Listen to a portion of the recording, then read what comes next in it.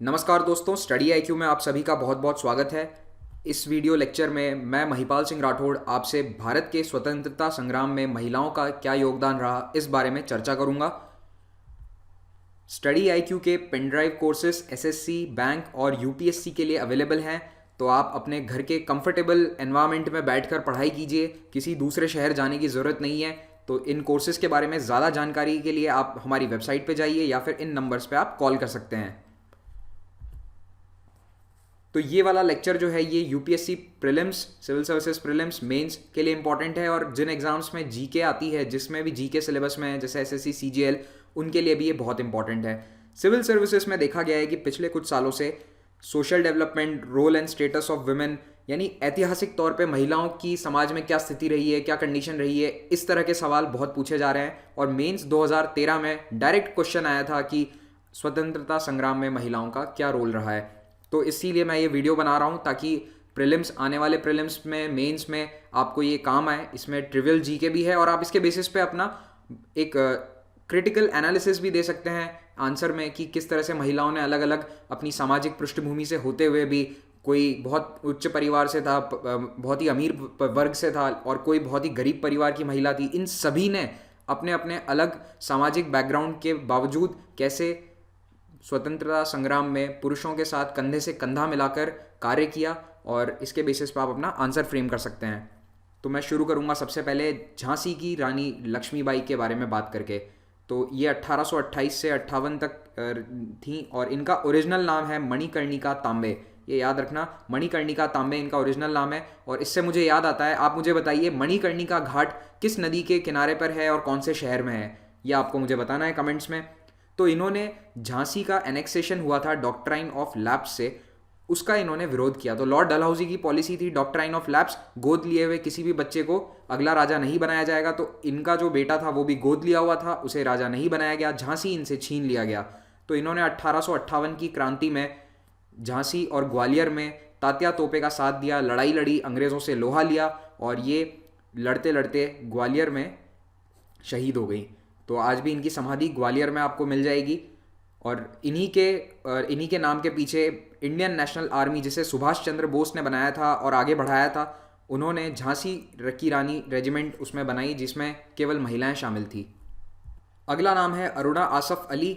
इन्होंने उस ज़माने के सामाजिक बंधनों को तोड़ते हुए एक मुस्लिम कांग्रेस लीडर से शादी करी थी जो उम्र में उनसे काफ़ी बड़े थे, आसफ अली।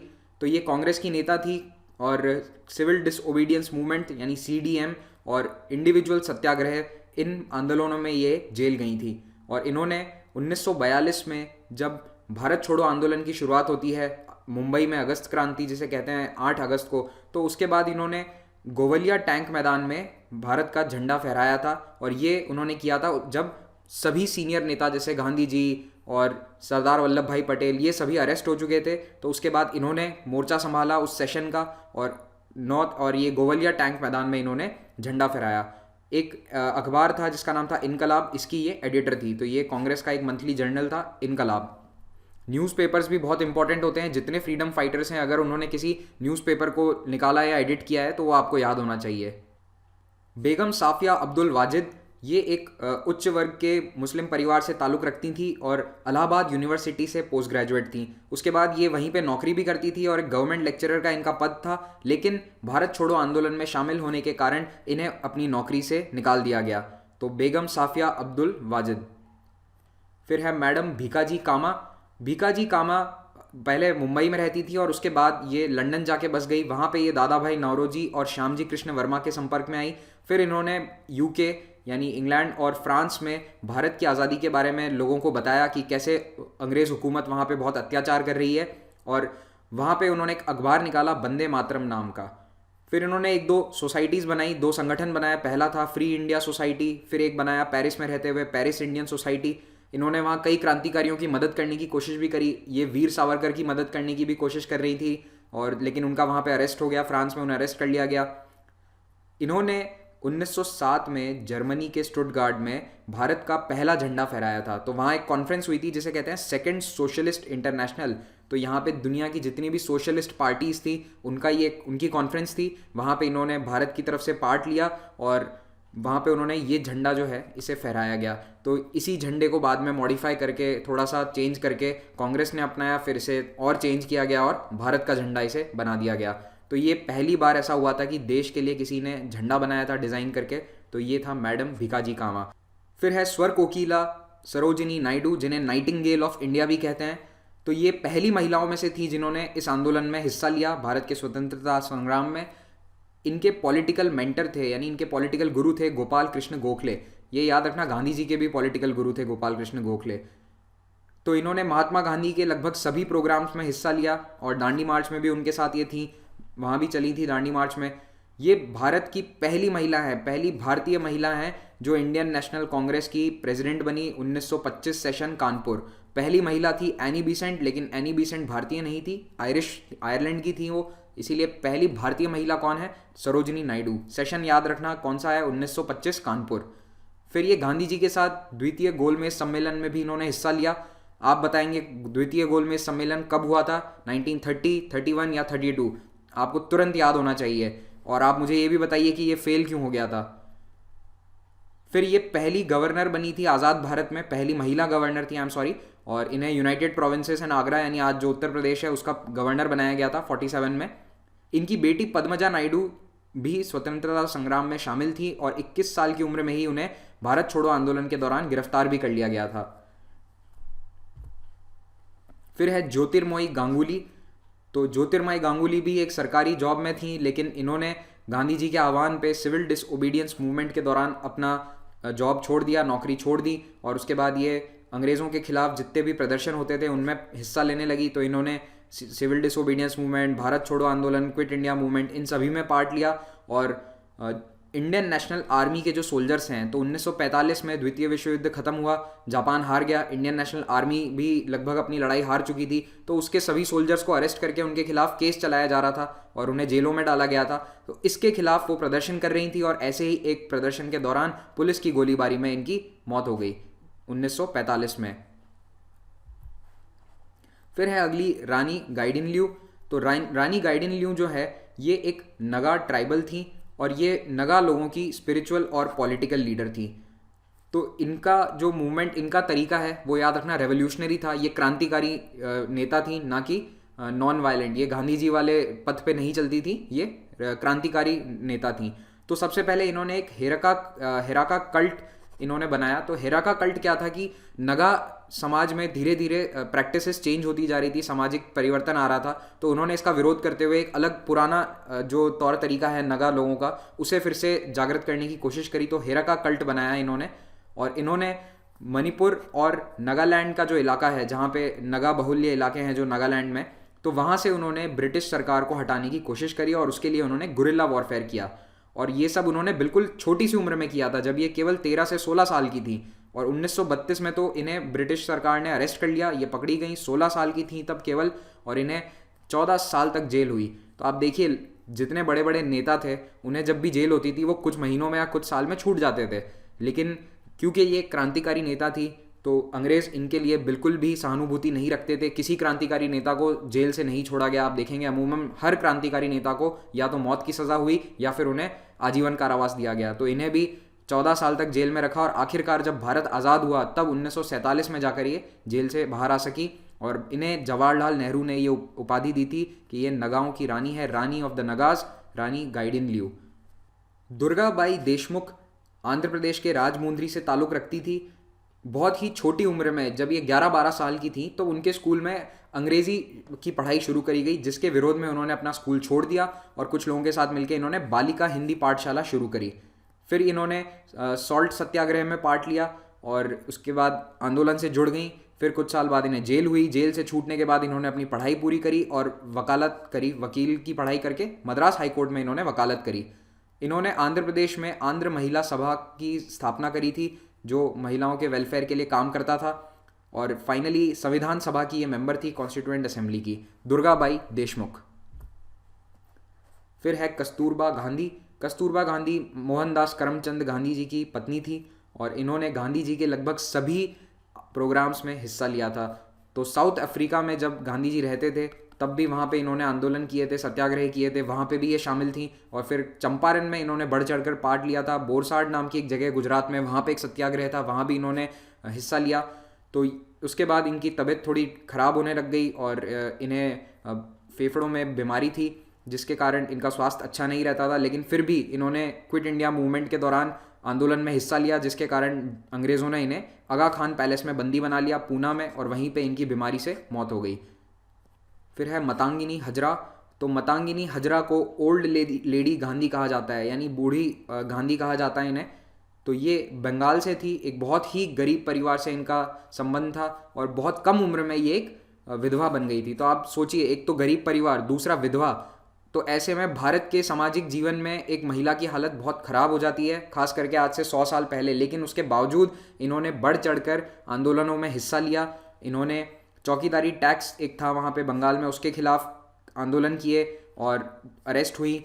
और क्विट इंडिया मूवमेंट के दौरान इन्होंने एक बहुत बड़ी भीड़ को इन्होंने लेके गई पुलिस स्टेशन के ऊपर तिरंगा फहराने के लिए, और इसी भीड़ के ऊपर पुलिस ने फायरिंग कर दी और वहाँ पे उनकी मौत हो गई। तो मतंगिनी हजरा बंगाल के कई जगहों पे स्कूल और कॉलेज इनके नाम पे हैं, और ये बहुत ही फेमस आंदोलनकारी हैं। ये याद रखना, इन्हें कई बार ओल्ड लेडी गांधी भी कहा जाता है। फिर है विजय लक्ष्मी पंडित। तो विजय लक्ष्मी पंडित मोतीलाल नेहरू की बेटी थी और जवाहरलाल नेहरू की बहन थी। तो इन्होंने भी सिविल डिसोबीडियंस मूवमेंट में हिस्सा लिया और तीन बार इन्हें जेल भेजा गया। ये भी भारत की कॉन्स्टिट्यूएंट असेंबली की मेंबर रहीं और यूनाइटेड नेशंस जनरल असेंबली की पहली महिला अध्यक्ष। बाद में इन्होंने भारत के लिए राजदूत का काम किया, कई जगहों पे भारत के राजनयिक की तरफ पोस्टेड थी, और उसके बाद फाइनली ये पब्लिक लाइफ से रिटायर हो गई। विजय लक्ष्मी पंडित ये अपनी जो भतीजी हैं इंदिरा गांधी, उनकी बहुत आलोचना करती थी उनकी सरकार की, इसलिए बहुत फेमस है।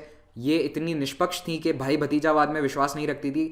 आज के ज़माने में ऐसा बिल्कुल देखने को नहीं मिलता है कि कोई अपने परिवार का मुख्यमंत्री या प्रधानमंत्री हो तो उसकी आलोचना करे, लेकिन इन्होंने पब्लिकली इंदिरा गांधी की पॉलिसीज़ की कई बार आलोचना करी। इंदिरा गांधी का जन्म 1917 में हुआ था और ये जवाहरलाल नेहरू की बेटी थी। इन्होंने बचपन में बाल चरखा संघ नाम का एक संगठन बनाया था और उसके बाद 13 साल की उम्र में वानर सेना नाम का एक संगठन बनाया। इसमें बहुत सारे बच्चे शामिल थे और ये कांग्रेस की मदद करता था जब सिविल डिसोबीडियंस मूवमेंट चल रहा था। ये दोनों नाम याद रखिएगा, वानर सेना और बाल चरखा संघ। इन्हें 1942 में जेल में डाल दिया गया जब क्विट इंडिया मूवमेंट चालू था। फिर इन्होंने 47 में गांधी जी के साथ जो दिल्ली में दंगा प्रभावित एरियाज थे वहाँ पे उन्होंने काम किया। उसके बाद एक और नेहरू परिवार की सदस्य कमला नेहरू, ये जवाहरलाल नेहरू की पत्नी थी। इन्होंने इलाहाबाद में नॉन कोऑपरेशन मूवमेंट के दौरान महिलाओं के मोर्चे निकाले। वहाँ पे ये महिलाओं की बहुत इंपॉर्टेंट नेता थी, वहाँ पे संगठन का काम करती थी। इन्हें 2 बार अरेस्ट किया गया और फिर अरेस्ट होने के बाद में जब ये आई तो उसके बाद उन्होंने जो घायल लोग हैं उनकी सेवा के लिए, उनकी मरहम पट्टी के लिए अपने ही घर पे एक हॉस्पिटल शुरू कर दिया, एक छोटी सी डिस्पेंसरी शुरू करी और वहाँ पे सारे फ्रीडम फाइटर्स का इलाज किया जाता था। बहुत ही कम उम्र में इनकी भी तबीयत खराब हो गई जिससे इनकी डेथ हो गई। 1936 में इनकी डेथ हो गई थी।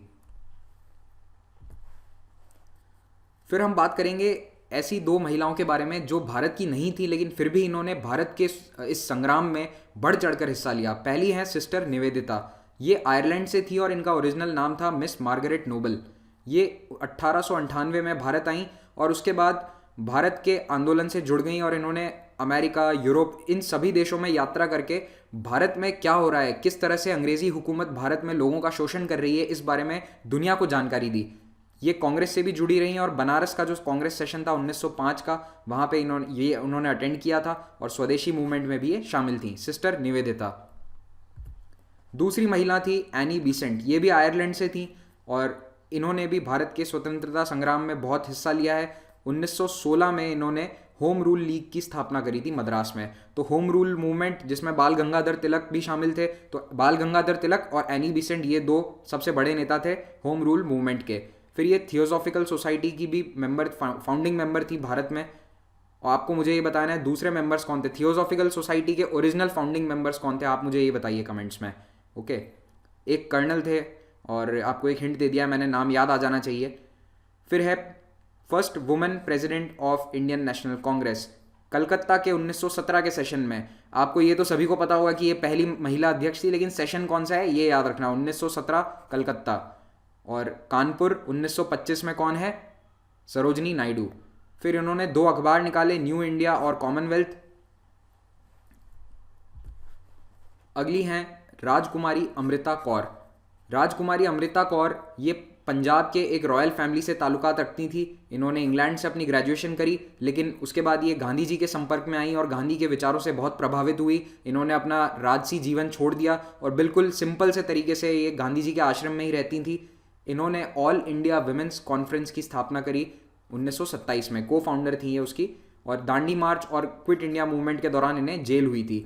इन्होंने बहुत सारा सामाजिक काम भी किया है, सोशल रिफॉर्म के लिए बहुत काम किया इन्होंने, खास करके इलिटरेसी, फिर बाल विवाह और पर्दा सिस्टम, इन सभी के खिलाफ इन्होंने बहुत सारे सामाजिक कार्यक्रम चलाए। आज़ाद भारत में ये पहली महिला कैबिनेट मंत्री थी और इन्हें पोर्टफोलियो दिया गया हेल्थ का। इन्हीं के हेल्थ मिनिस्टर रहते हुए all India institute of medical sciences AIIMS की स्थापना हुई दिल्ली में। इन्होंने ही उसके लिए अथक प्रयास किए और फाइनली ये सेटअप हो पाया। अगली है रेहाना तैयब जी। तो इनका जन्म हुआ था गुजरात के एक बहुत ही अमीर परिवार में। इनके पिता एक जज थे, लेकिन गांधी जी के विचारों से इन्फ्लुएंस्ड होकर इन्होंने साबरमती आश्रम को ज्वाइन किया। उसके बाद non cooperation, civil disobedience, quit India movement, यानी तीनों बड़े बड़े आंदोलनों में इन्होंने हिस्सा लिया है गांधी जी के साथ। और बाल विवाह के और छुआछूत के बिल्कुल खिलाफ थी।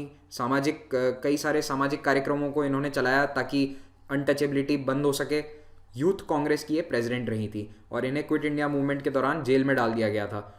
ये पहली मुस्लिम महिला थी जिन्होंने कांग्रेस सेशन में वंदे मातरम गीत गाया था, रेहाना तैयब जी। अगली है कैप्टन लक्ष्मी सहगल, 1914 से 2012। तो लक्ष्मी सहगल एक डॉक्टर थी। ये केरला से थी ओरिजिनली और वहाँ पे ये डॉक्टर की इन्होंने पढ़ाई करी और डॉक्टर की तरह ये चेन्नई में काम कर रही थी। वहाँ से आगे सिंगापुर चली गई। लेकिन सिंगापुर में क्या होता है, वर्ल्ड वॉर 2 शुरू होने पे जापान ने कब्जा कर लिया और जापान के कब्जे में आने के बाद सिंगापुर में इंडियन नेशनल आर्मी, जो सुभाष चंद्र बोस जिसे लीड कर रहे थे, वहाँ से उसने ऑपरेट करना शुरू किया। तो ये उस संगठन से जुड़ गई और बाद में इन्होंने रानी ऑफ झांसी रेजिमेंट, उसको इन्होंने लीड किया। उसकी एक कैप्टन थी, इसीलिए ये इनका पद था कैप्टन लक्ष्मी सहगल।